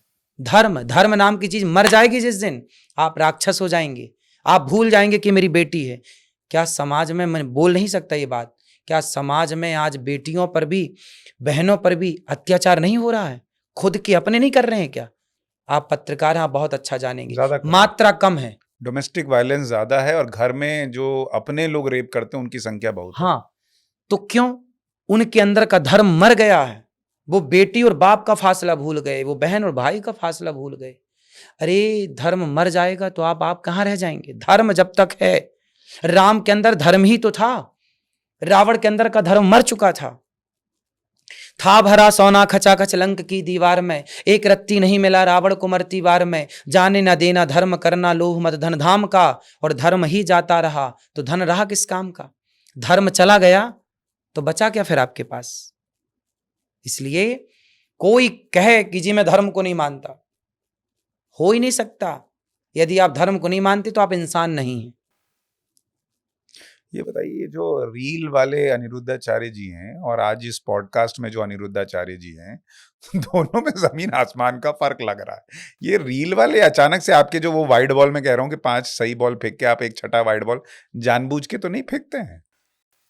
नहीं, देखिए मैं सीधी भोली भाली बातें करता हूँ। नहीं, पर भोली भाली में कई बार आप ऐसी बात करते हैं जिसका बड़ा विवाद हो जाता है, और ये जो आप बातें कर रहे हैं ये कुछ अलग लग रही हैं सुन के, जिनमें तर्क दिख रहा है, जिसमें फैक्ट्स दिख रहे हैं, और कुछ चीजें आप ऐसी कहते हैं। अब आपने एक बार मैंने पढ़ा, मैं सारी बातें तर्क ही की करता हूँ। जब मैं कथा सुनाता हूँ, मैं 3 घंटे का प्रवचन करता हूँ ना, 3 घंटे में मैं करोड़ों लोग जुड़े हैं, ऐसी थोड़ी जुड़े हैं, उनको मैं सुनाता हूँ तब ना जुड़े हैं।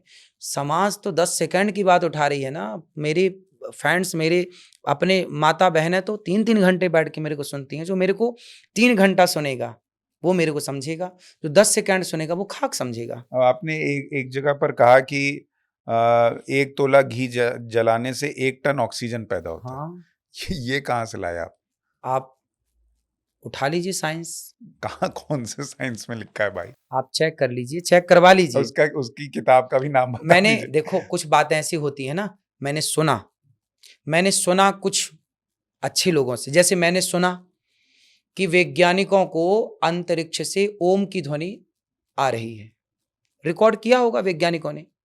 तो क्या आ रहा है ऊपर से? ओम। सूर्य के उस ऊपर क्या चल रहा है? ओम। सूर्य के ऊपर मतलब ऊपर मतलब सूर्य के आसपास, निकट, ऊपर नहीं, सूर्य के निकट मतलब काफी ऊपर, गुरुत्वाकर्षण सिद्धांत से ऊपर वहां पे क्या चल रहा है? ध्वनि। आकाश में जब सैटेलाइट ने कुछ कैद किया ही होगा तब ना साइंस ने कहा कि ओम का उच्चारण। इसलिए हमारे यहाँ, ये किस साइंस ने कहा कि वहां यूट्यूब पे पढ़ा है, आप देख लीजिए। तो यूट्यूब पे बहुत लोग गड़बड़ बना रहे हैं, आप उधर फंस जा रहे हैं मुझे लग रहा है। सब पे विश्वास मत कीजिए। मैं तो पत्रकार हूं, मैं आपको बता रहा हूं, कुछ लोग पत्रकार के भेष में भी यूट्यूब पे बहुत गड़बड़ चीज बना रहे हैं। हाँ, और देश के बहुत सारे लोग फंस लेकिन जा रहे ये हैं। तो देखो सही है कि ओम का उच्चारण है, और ओमकारेश्वर, इसलिए हमारे यहाँ एक ओमकारेश्वर जो पूरा पहाड़ ओम के आकार का, नर्मदा माँ के किनारे। देखिए आप जो फैक्चुअल बातें करेंगे मैं उसमें समर्थन करूंगा जी। आप ये कहेंगे 1 तोला घी जलाने से 1 टन ऑक्सीजन पैदा होता है, नहीं, ये होता है। देखिए, आप माने ना माने, होता है। 1 तोला घी जलाने से 1 टन ऑक्सीजन पैदा होता है, ये फिगर कहां से आ रहा है? मैं बता रहा हूं ना आपको, आप जाके चेक करवाइए चीजों को, आपके टच में है ये सब चीजें, आप चेक करवाइए। बता रहा हूं ये वाइड बॉल है। नहीं, ये वाइड बॉल है। ये वाइड बॉल नहीं है। जैसे मैं आपको बताऊं, आपने एक वो बताया कि सबके नाम में राम है। हाँ, अब सुशांत में कैसे राम है बताइए? आपने क्या बोल दिया? 3 को 4 से गुना करो, 12 को में 5 जोड़ो, फिर 17 में 17 जोड़ दो, फिर 34 को 8 से भाग कर दो। हाँ। अब मेरे जरा सुशांत में राम बताइए कैसे हैं? ये गणित सुन के लोगों का दिमाग का फ्यूज उड़ गया कि कैसे राम आ गए भाई। उसकी गणित मैंने बताई तो थी आपको। हाँ बताइए ना, मैं तो वही पढ़ के बता रहा था आपको। अच्छा, देखिए, आप अपने नाम को कितने अक्षर हुए आपके? वो एक बार बोलिए, आना जरा, लैपटॉप है, 1 मिनट। उसकी गणित पूरी है, मैं बता दूं, गलत ना हो जाए इसलिए। क्योंकि ये वाला जो आपने बताया किसी का 3 अक्षर का नाम था, 3 का हो, 4 का हो, 4 का हो, 10 का हो, 50 का हो, सब में आएगा राम। तो कैलकुलेशन वो नंबर गुना भाग तो सेम रखना होगा ना। हाँ सबका, अभी मैं बता रहा हूँ। हाँ, क्योंकि ये 3 गुना 4 12 हो गया, उसमें 5 जोड़ा तो 17 हो गया, 17 में 17 जोड़ दिया 34 हो गया, 8 से भाग दिया तो 2 बचा, तो 2 राम। वही अरे है। पर ऐसे कैसे महाराज जी? ये वाइड बॉल है। मानिए। व्हाइट बॉल नहीं है, बिल्कुल स्टंप पे जा रही है। अच्छा, तब तक जब तक आपका लैपटॉप हाँ। आता है हम थोड़ा आगे बढ़ते हैं। हाँ, आपने कहा सबसे पहले सूर्योदय भारत में होता है। अब ये जहाँ कौन सा साइंस सूरज है? सबसे पहले आकर डाले अपना डेरा, वो भारत देश है मेरा। महाराज ये तो जी, गीत हमने सुना अरे, बचपन से, तो लेकिन तो हम कैसे न मान लें। जब यही सुन से बड़े हुए हैं, रफी जी गा गा के चले गए, तो हमने क्यों न मान लें रफी जी की बात। अरे पर रफी जी और आप आध्यात्मिक गुरु, दोनों में फर्क देखो, है भाई। लिखने वाले ने कुछ लिख दिया सबसे। अच्छा, आप खुद सोचिए सबसे पहले सूर्योदय भारत में कैसे होगा? देखिए पृथ्वी तो घूम रही है। पृथ्वी तो घूम रही है, लेकिन हमने तो गीत सुना, इसके आधार पर बोला कि भारत में ही सबसे पहला। हाँ, लेकिन दिक्कत क्या है कि आपने वहां मेंशन नहीं किया कि मैं रफी जी के गीत का उदाहरण देके कह रहा हूँ। लोगों ने कहा कि महाराज जी ने कह दिया तो सबसे पहले अब सूरज उगेगा। अब बच्चा जाके लिख देगा स्कूल में, वहां हो जाएगा फेल। अच्छा, और थोड़ा तब तक मैं निकालता हूँ। आपने आपकी कुछ कुछ चीजें मैं इसलिए पढ़ के आया कि कम से कम लोगों को पता चले कि कहाँ कहाँ आप क्या सोच रखते हैं, क्योंकि मैंने कहा शुरू में मेरा मकसद ये है कि आपकी जो सोच है वो लोगों तक पहुंचनी जी चाहिए, जी। और वो इस पॉडकास्ट में दिखेगी भी। ला,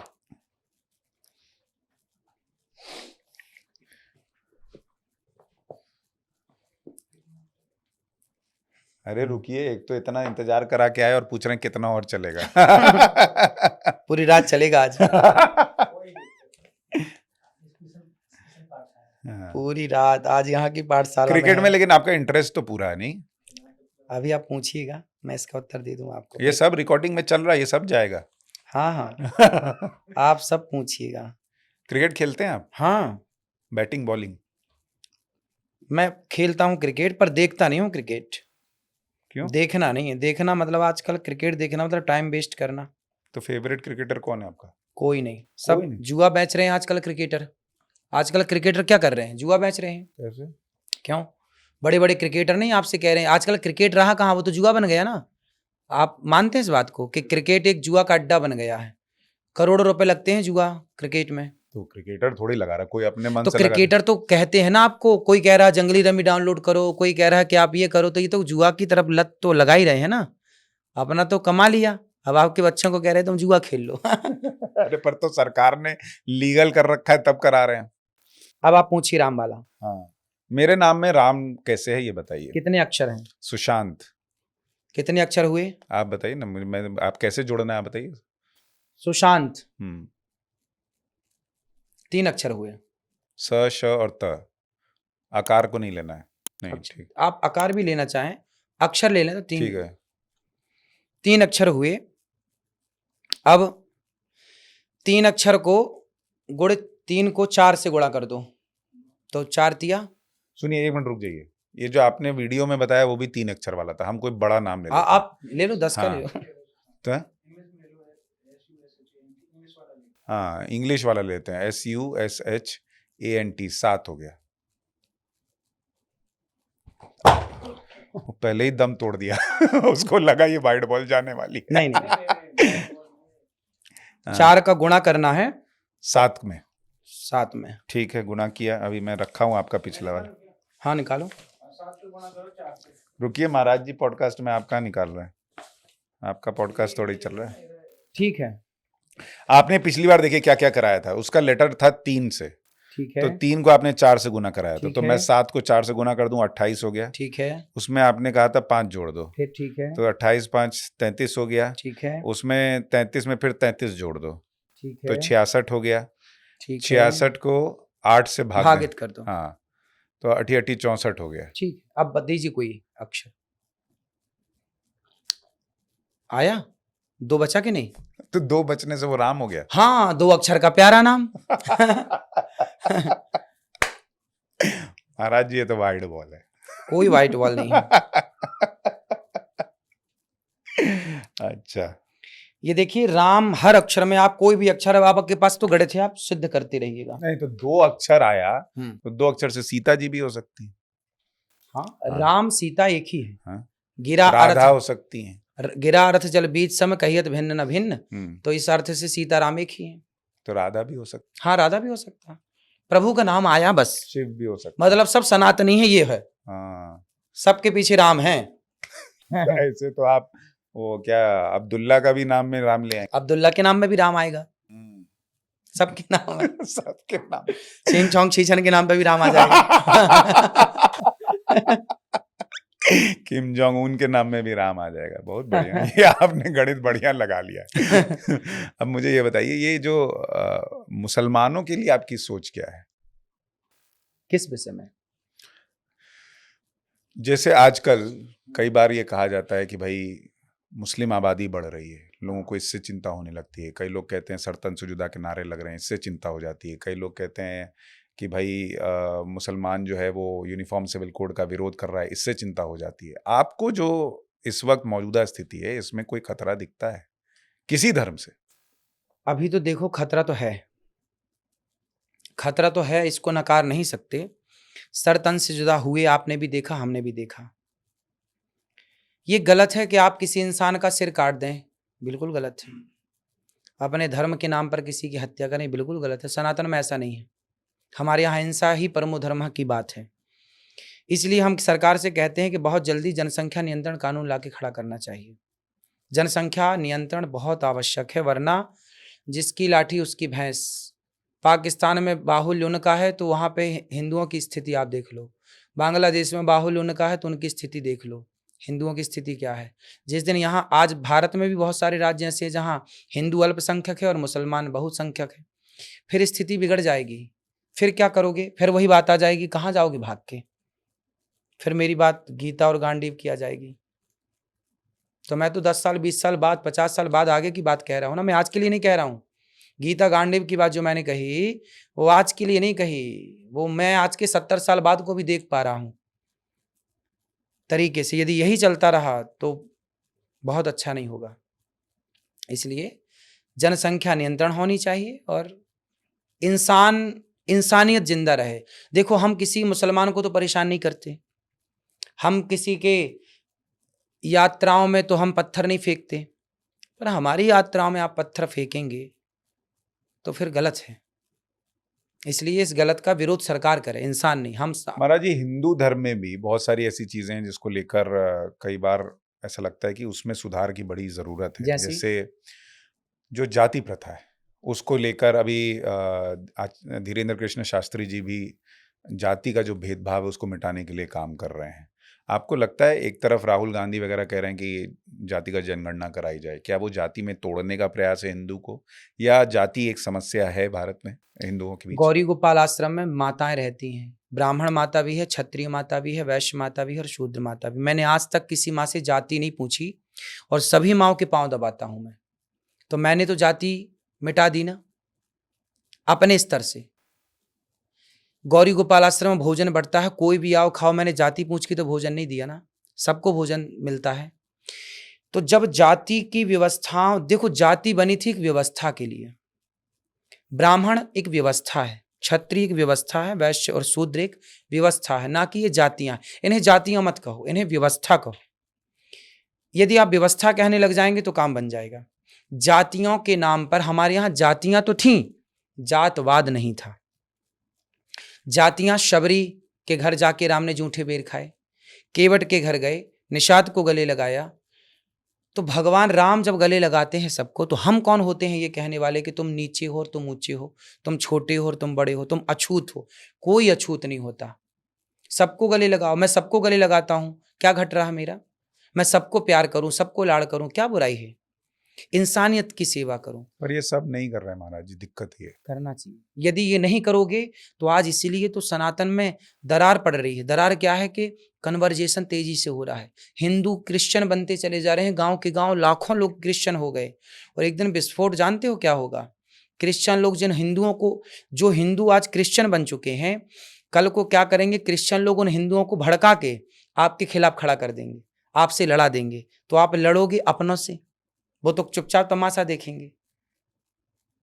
लेकिन वो जो कन्वर्जन है उसको लेके अलग अलग बातें हैं, लेकिन एक पक्ष ये भी है कि कई लोग अपने ही हिंदू धर्म में इतने प्रताड़ित हुए जाति व्यवस्था को लेकर कि उन्होंने दूसरा धर्म अपनाया।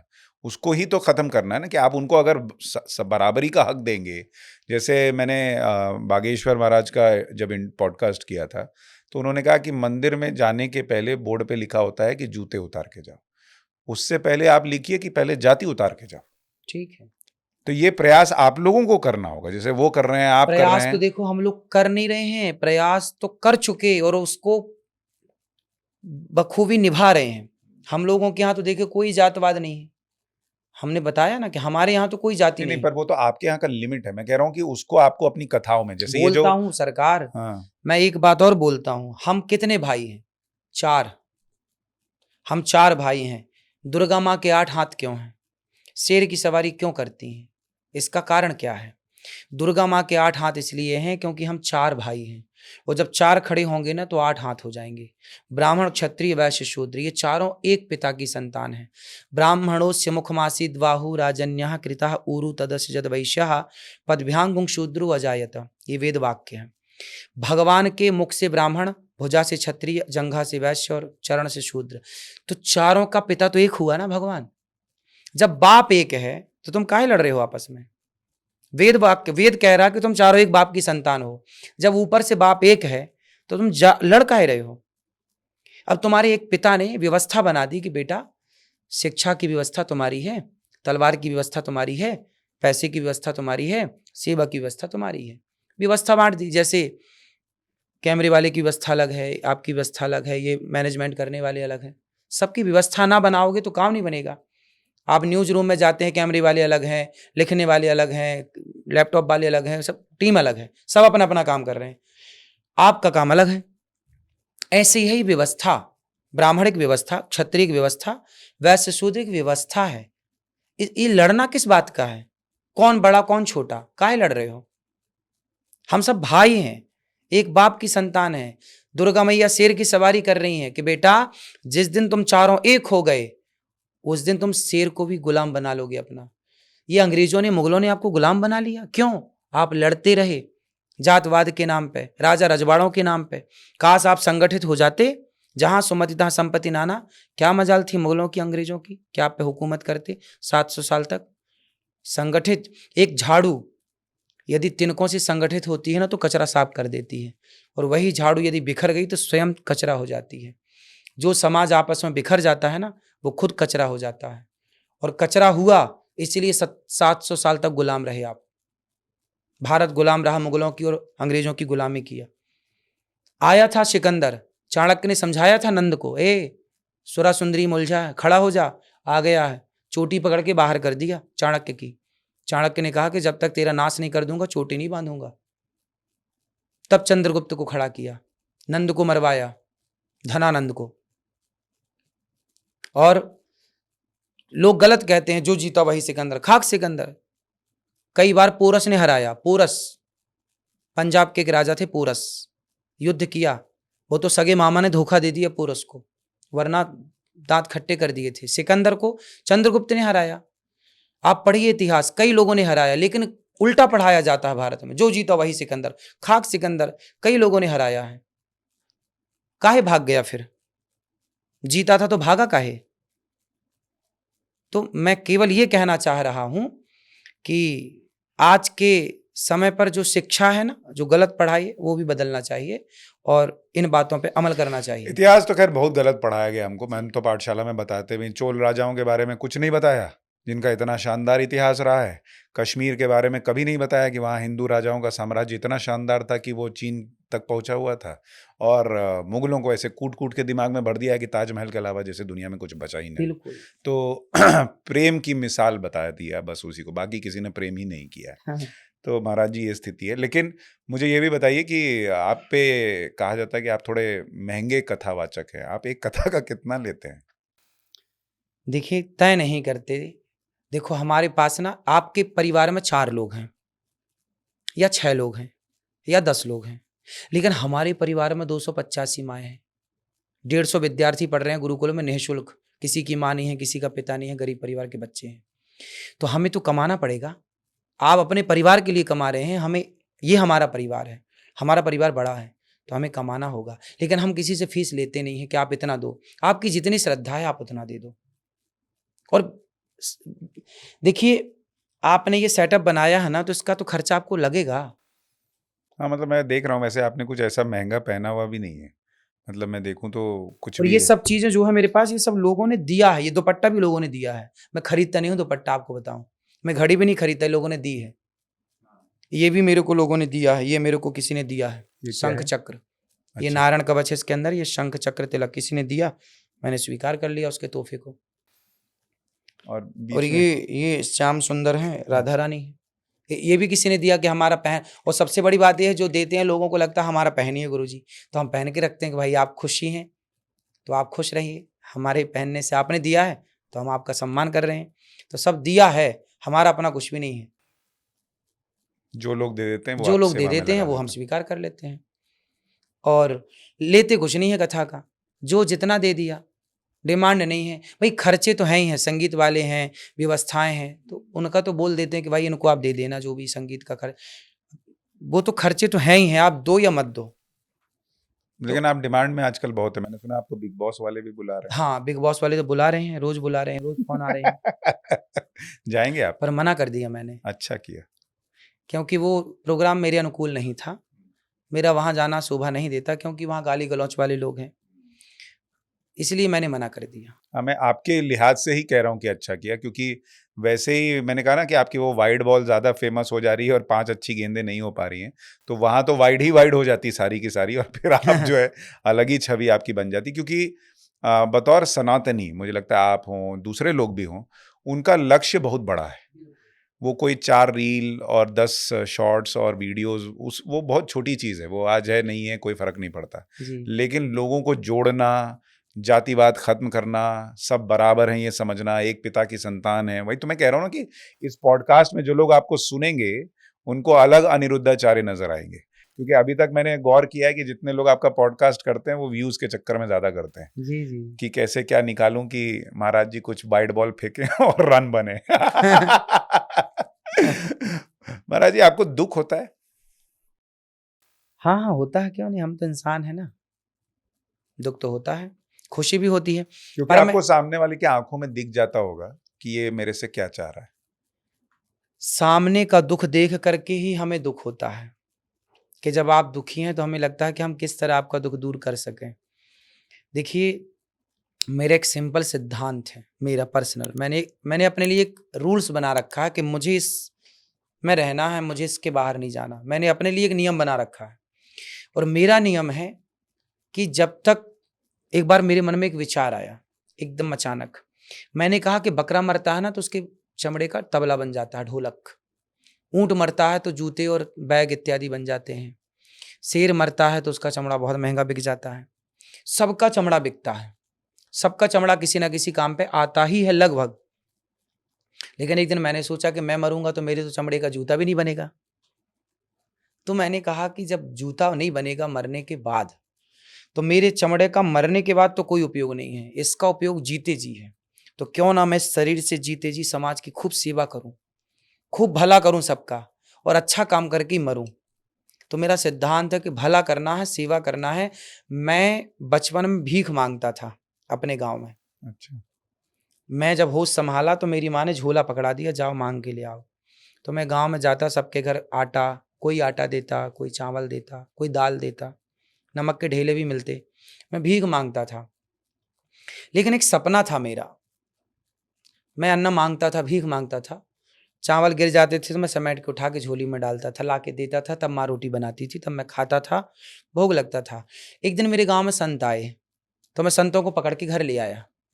मेरे को बड़ा शौक था भोजन खिलाने का, मुझे खिलाने का, भोजन कराने का बड़ा शौक है, तब भी और आज भी।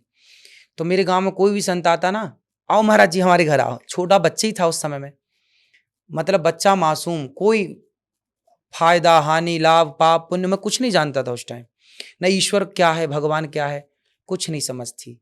बस संत मिल गए ना तो मैं संतों से बड़ा प्रेम करता था, पकड़ के ले आता। एक दिन मैं पकड़ के ले आया, 8 संत थे लगभग।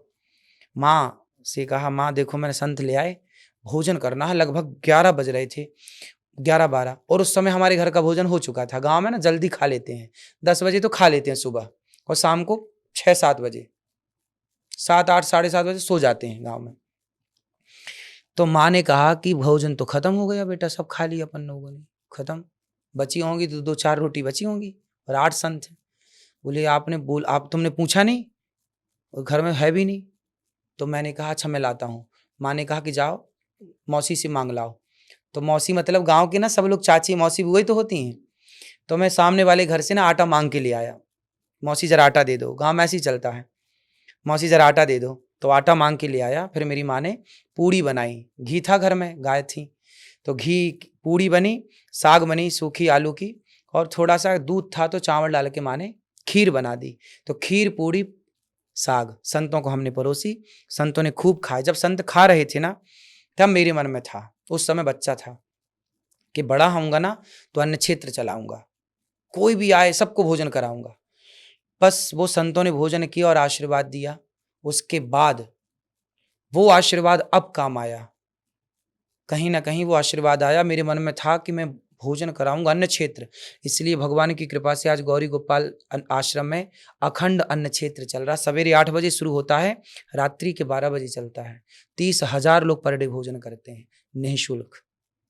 तो मैं तब भी भीख मांगता था, आज भी भीख मांग के काम करता हूँ। आज भी तो मैं कथा से भीख ही मांगता हूँ कि भाई सेवा चल रही है, आप देना चाहो तो दे दो। कोई 10 रुपए देता है, कोई 10,000 देता है, कोई लाखों में देता है। तो आज भी मैं भीख ही मांगता हूँ। तो मेरे भीख मांगने से 150 बच्चे पढ़ रहे हैं गुरुकुल में, माँओं की सेवा हो रही है, अखंड रसोई चल रही है। तो लगता है कि चलो भीख मांगना सार्थक है। क्या बात है। ये बताइए महाराज जी कि आपने कभी जीवन में, निजी जीवन में कोई ईश्वरीय घटना महसूस की है कि आपके साथ कुछ चमत्कार सा हो गया? चमत्कार मेरे साथ तो रोज ही होता है, आप ये मान लो, लेकिन एक विशेष चमत्कार जो पहला था वो मैं आपको बता देता हूँ। 2006 वो सन था, 17 जुलाई की तारीख थी। मैं पढ़ने आया था अपने गांव से, मैं जबलपुर का हूँ, पढ़ने आया वृंदावन। तो जिस आश्रम में मैं पढ़ने आया गुरुकुल में, वहां से मैनेजर ने मना कर दिया कि जगह पूरी हो गई है, आपको मैं नहीं रख सकता, चाहो। जब मना ही कर दिया तो जोर जबरदस्ती तो थी नहीं, और कोई लिंक नहीं थी, कोई पहचान नहीं थी, कोई पैसे नहीं थे। 1 साल मेरे पिताजी वृंदावन, मैं 2005 में तैयार था, मैं पिताजी से जिद करता था मेरे को पढ़ने वृंदावन जाना। मैं 10वीं तक पढ़ा गांव में, अपनी क्लास स्कूल 10वीं तक। फिर मैंने पढ़ाई छोड़ दी, मैंने कहा मेरे को वृंदावन जाना, भागवत पढ़ना है। पिताजी ने कहा बेटा वहाँ अपनी कोई पहचान नहीं है, कहाँ तुम रहोगी, कहाँ खाओगे, कैसे जाओगे, और पैसे घर में इतने थे नहीं कि वो किराए से रहने की व्यवस्था कर सकें। 1 साल मेरे पिताजी ने नहीं भेजा, तो मैं 1 साल पढ़ा ही नहीं, गैया चराता रहा गांव में। पिताजी से मैंने पूछा क्यों नहीं भेजा, बोले बेटा किराया ही नहीं है, कैसे भेज दें। फिर 1 साल बाद जैसे तैसे पैसा जोड़ा होगा पिताजी ने, हम तो पैसे जानते ही नहीं थे कि पैसा कहाँ से आता है, किस तरह से आता है। अपन तो मस्ती में गाय चराना, चारा लाना, बस इतना जानते थे, पैसा क्या लाना ये पिताजी का काम था। फिर उन्होंने हमें 17 जुलाई को वृंदावन भेजा, आए पिताजी लेके, पर मैनेजर ने मना कर दिया जाओ। तो पिताजी जाने लगे तो बोले चलो अब चल ही रहे हैं तो बिहारी जी का दर्शन कराएं। पहली बार मैं बिहारी जी का दर्शन करने गया, तो मैंने बिहारी जी से प्रार्थना की। पहली बार मैंने बिहारी जी को पहली बार देखा उस दिन। हे बिहारी जी, आप भगवान हैं, इतने बड़े हैं, आपका वृंदावन इतना बड़ा है, ऐसे ही बोला था जैसे मैं यहाँ बोल रहा हूँ। हे बिहारी जी, आप भगवान हैं, आप इतना बड़ा वृंदावन है आपका, जहाँ सब लोग चप्पल जूता उतारते होंगे मैं वहाँ रह लूँगा, लेकिन आप मुझे अपने से दूर ना करो, मुझे वृंदावन पढ़ने दो। ये कह के हम लोग आए, और जैसे ही आए ना तो वो मैनेजर, हम लोग जाने लगे झूला उठा के, शाम की ट्रेन थी, तो मैनेजर ने बुलाया अच्छा आओ, और वो फिर मैनेजर ने मुझे रखा। और वो मैनेजर आज भी है, आज भी मैं उनको प्रणाम करता हूँ, आज भी मैं उनका आदर करता हूँ। और मैं फिर वहाँ रहा और पढ़ा। यदि वो निकाल देते तो मैं नहीं पढ़ पाता, फिर मैं गाय ही चराता। लेकिन बिहारी जी ने मेरी बात सुनी ना, ये चमत्कार है। पहला, मेरी बात पहली बार बिहारी जी ने एक बार में सुन ली, और शायद बिहारी जी को ये सेवा इस शरीर से करानी थी, इसलिए ने बिहारी जी ने सुनी। तो मैं इसी को चमत्कार मानता हूँ कि बिहारी जी मेरे साथ हैं। और मुझे कई बार ऐसा हुआ, मैं जो कहता हूँ वो हो जाता है। जैसे सामान्य चीज़ें, जैसे मुझे ये चीज़ चाहिए ना, मैंने सोचा कि मुझे ये चाहिए, वो हो जाती है, मिल जाती है, आ जाती है। मुझे लगा कि ये होना चाहिए, हो जाता है। मुझे लगा कि गुरुकुल होना चाहिए। अब सोचिए, अब देखिए, मुझे मेरे गुरुजी ने कहा कि बेटा एक गुरुकुल तो होना चाहिए, तुम भी गुरुकुल में पढ़े हो, तुम्हारे ऊपर भी ऋण है। मैंने कहा गुरुजी ऋण तो है, कैसे चुकेगा? तुम भी गुरुकुल बनाओ, तुम भी पढ़ाओ बच्चों को। ये बात मेरे गुरुजी ने कही मार्च में, लगभग मार्च में, फरवरी मान लो, फरवरी मार्च में गुरुजी ने कहा कि गुरुकुल होना चाहिए। ठीक है गुरुजी। जुलाई में सोचिए, उस भूमि में नींव डल गई। नींव में गुरुकुल बन के एक फ्लोर अभी भी काम चल रहा है, तैयार तो अभी भी नहीं हो, चल रहा है, लेकिन बच्चों के रहने लायक एक फ्लोर डल गया। और जुलाई, अप्रैल में कहा और जुलाई में बच्चे आके पढ़ने लग गए। विचार आया, काम हुआ, और जुलाई में 1 जुलाई से बच्चे आके पढ़ने लग गए। चमत्कार नहीं है ये? जो मैंने चाहा, जो मैंने सोचा, तुरंत हुआ। अभी आपकी जीवन में आगे की चाह क्या है, जो आप चाहते हो? आगे की चाह तो देखिए ये है कि बस ये जीवन जब तक है, समाज की इसी तरह सेवा में गुजरे। अभी बच्चे 150 हैं, मैं चाहूँगा कि 1000 भी हों। मैं चाहूँगा कि गौरी गोपाल गुरुकुल पूरे देश में हो, हर बच्चे को पढ़ने का लाभ मिले, और हो सके तो मैं निःशुल्क ही करूँ, क्योंकि देखो पैसे तो लगते ही हैं। तो कोशिश यही है कि निःशुल्क गुरुकुल हों, और आज गुरुकुल होना बहुत ज़रूरी है। गुरुकुल होंगे तो संस्कार होगा, और मैं गुरुकुल में बच्चों को वेद पुराण ही पढ़ा रहा हूँ। आगे मैं इंग्लिश भी पढ़ाऊँगा, उनको साइंस भी पढ़ाऊँगा। वो वेद से विज्ञान की तरफ जाएँ, ये उद्देश्य है मेरा, कि वेद भी जाने और विज्ञान भी जाने, हिंदी भी जाने, संस्कृत भी जाने और इंग्लिश भी जाने। बच्चा इंग्लिश में भी बात कर सके, संस्कृत में भी बात कर सके, क्योंकि सुपर कंप्यूटर आने वाला है, वो संस्कृत में आने वाला है। तो हमारे बच्चे बनाए ना सब चीज़ें।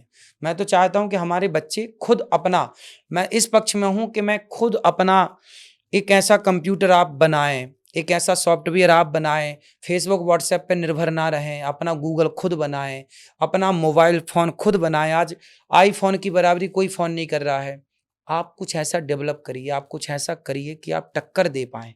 क्यों नहीं कर सकते? क्या नहीं हो सकता?